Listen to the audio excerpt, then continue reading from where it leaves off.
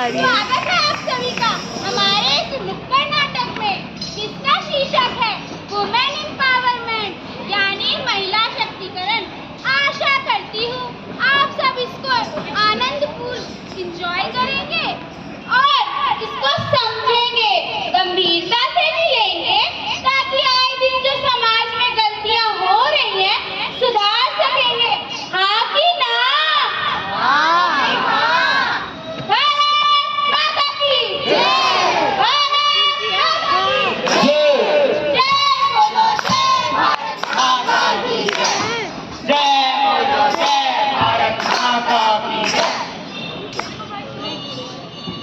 तो ये लोग और स्वागत है आपका भारत माता के उस देश में जहां आज भी अत्याचार बढ़ता ही जा रहा है। स्वागत है आपका भारत माता के उस देश में हर साल डोमेस्टिक वायलेंस के केसेस बढ़ते ही जा रहे हैं। तो स्वागत है आपका भारत माता के ऐसे देश में जहां के दहेज प्रथा का कानून बना तो दिया गया है, लेकिन उसका पालन कोई नहीं करता। तो स्वागत है आपका भारत माता के ऐसे देश में जहां छोटी से छोटी लड़की का उसकी खेल कूद की उम्र में बूढ़े से बूढ़े इंसान के साथ बाल विवाह करा दिया जाता है। तो स्वागत है आपका भारत माता के उस देश में जहां पर रेप के केसेस बढ़ते ही जा रहे हैं। तो स्वागत है आप लोगों का भारत के उस देश में जहां भी कई घरों में लड़कियों को अपने सपने पूरे करने के लिए 100 बार सोचना पड़ता है कि समाज वाले क्या कहेंगे, रिश्तेदार वाले क्या कहेंगे और घर वाले क्या कहेंगे।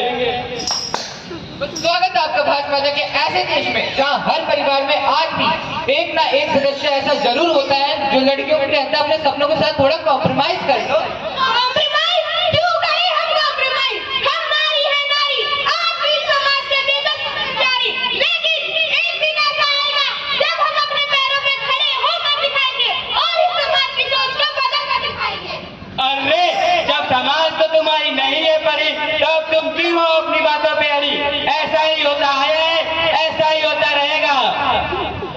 तो स्वागत है आप सबका ऐसे भारत माता के देश में जहाँ के पॉलिटिशियंस कहते हैं, सोचते हैं पर करते कुछ नहीं। पॉलिटिशियन वो तो कहते हैं रेप एक नॉर्मल चीज है, रेप के एक्शन में तो सिर्फ दिखावा होता आया है। हाँ, मुझे पैसे चाहिए। माँ, मुझे भी पैसे चाहिए। माँ, मुझे बाइक चाहिए। माँ, मुझे भी मोबाइल चाहिए। माँ, मुझे एमबीए करने अब्रॉड जाना है।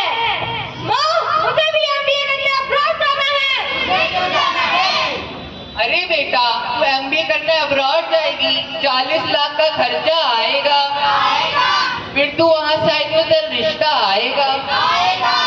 फिर तेरा रिश्ता तय हो जाएगा। फिर तेरी शादी हो जाएगी और तू शादी कर अपने ससुराल चली जाएगी और तेरी शादी होने ढेर सारा दहेज देना पड़ेगा। तो जब तेरी जिंदगी शादी पर ही आगे खत्म हो रही है तो तू शादी कर और अपने बाबुल की दुआएं लेती जा, जहाँ तुझको दुखी संसार मिले छोटा सा, छोटी सी आशा, मस्ती भर की भोली सी आशा, शानदारों को छूने की आशा। छोटा सा, छोटी सी आशा, महंगी है डरने वाली, आंखों में गहरी वाली, आंखों में खिलने वाली है, तेरे मन को जीवन को नई दुनिया मिलने वाली है।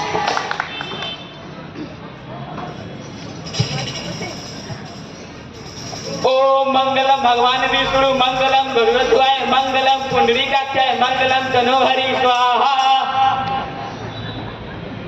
तो जैसा कि आप लोगों ने देखा कि कैसे एक छोटी सी बच्ची के हाथ से उसकी गुड़िया छीन ली गई और उसका एक बूढ़े इंसान के साथ बाल विवाह करा दिया गया, क्योंकि हमारे समाज में लड़कियों को बोझ समझा जाता है।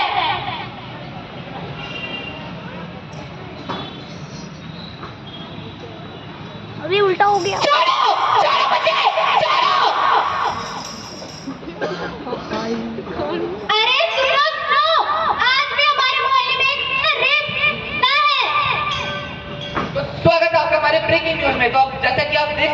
भी हमारे शहर में एक नया रेप केस आया है। तो चलिए नेता जी के पास चलते हैं और जानते हैं इस बारे में उनका क्या कहना है। देखिए लड़की का कैरेक्टर ही ढीला था, छोटे कपड़े पहन के नाच रही थी। अब उसे पूछे जाती थी कि हमारा बलात्कार हो। तो क्या नेताजी उस लड़की को इंसाफ नहीं मिलेगा? अरे मिलेगा मिलेगा, कोर्ट है, कचहरी है और पुलिस वाले भी तो हैं। तो स्वागत है आपका हमारे ब्रेकिंग न्यूज में। तो चलिए देखते हैं, आज उस रेप केस को 6 महीने हो चुके हैं लेकिन अभी तक कोई सुनवाई नहीं हुई है। तो चलिए देखते हैं नेताजी इस बारे में क्या कहते हैं।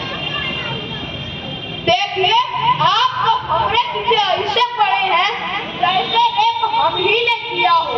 हम तो महिलाओं के लिए उत्तम सोचते हैं, उनकी पूजा करते हैं। अब आपको इतनी ही दिक्कत है तो आप पॉलिटिक्स ज्वाइन करिए। मैं अरे नहीं नहीं, तुम पॉलिटिक्स ज्वाइन मत करो। जाओगी तो सफेद चादर लेकर, पर वो काल वापस आएगी। तो चलिए उस पीड़ित माँ से मिलने चलते हैं जिनकी बेटी के साथ ऐसा गलत हुआ है। मैम आप क्या कहना चाहेंगे? हटिए हटिए, आज मैं अपनी बेटी के लिए इंसाफ लेकर रहूंगी। साहब उठिए उठिए साहब। खराब कर रहा है। मुझे मेरी बेटी के लिए इंसाफ चाहिए। बलात्कार हुआ उसके साथ। किसने किया ये बलात्कार? वो सब हम नहीं जानते, मुझे मेरी बेटी के लिए इंसाफ चाहिए। हटिए हटिए, में देखते हैं, अभी हमारा नाश्ता पानी का टाइम हो गया, बाद में देखते हैं बाद में। जैसा कि आपने देखा किस तरह हमारे शहर के पुलिस कर्मियों ने भी उस पीड़ित माँ को बिना जवाब दिए वापस भेज दिया है। तो जैसा कि आप देख सकते हैं, अगर किसी घर में बेटी पैदा हो तो उसके साथ क्या होता है। मनहूस, तुझे मेरे ही घर पैदा होना था, आज मैं तेरी नहीं खत्म कर दूंगा। अरे सुनते हो, बच्ची गड्ढे में गिर गई। अरे सुनो सुनो, बच्ची गड्ढे में गिर गई। अरे कमला सुन तो, कमला बताओ, मेष के घर में बेटी हुई थी, क्या हुआ? अरे वही जो सभी के घरों में होता आया है, मार दिया उसे। हाँ सही किया। तो जैसा आपने देखा किस तरह एक पिता ने अपनी बेटी को गड्ढे में डाल दिया, क्योंकि आज भी हमारे समाज में बेटियों को बोझ समझा जाता है, जैसे कि वो बेटी लड़की नहीं, इंसान नहीं, एक खिलौना हो। अरे कमला सुनती हो? हाँ विमला बताओ। अरे लक्ष्मी घर से बारात लौट गई, क्यों क्या हुआ? अरे दहेज के कारण ऐसे भी लड़कियों को दहेज तो देना ही पड़ता है। सही कह रही हो, लड़कियां तो माँ बाप के सर का बोझ होती है। कहा तुमने? जैसा कि आप लोगों ने देखा, उस लड़की के घर से उसकी बारात क्या चली गई, लोगों ने तो बातें बनाना स्टार्ट कर दिया। क्यों? शादी सिर्फ लड़कियों की होती है, लड़कों की नहीं। तो दहेज हम लड़कियां क्यों दें? इस दहेज की प्रथा में घुट घुट के क्यों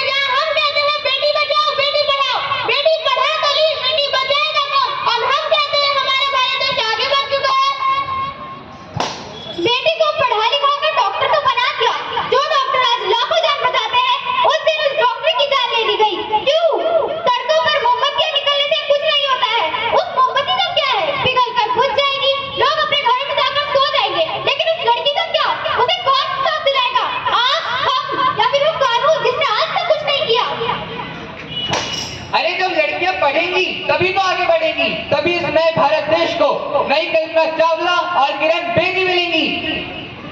जहाँ एक तरफ हम औरतों की पूजा करते हैं, वहीं दूसरी तरफ न जाने इस देश में औरतों के साथ कितना दुर्व्यवहार होता है। और हम कहते हैं हमारा भारत देश आगे बढ़ गया।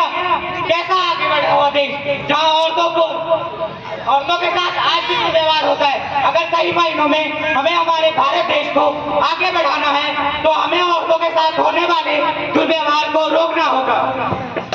आज भी एक नाटक खत्म हुआ और ना जाने रोज ऐसे कई नाटक खत्म होते हैं, लेकिन कुछ नहीं बदलता, क्योंकि हमारा समाज इसके प्रति कभी सजग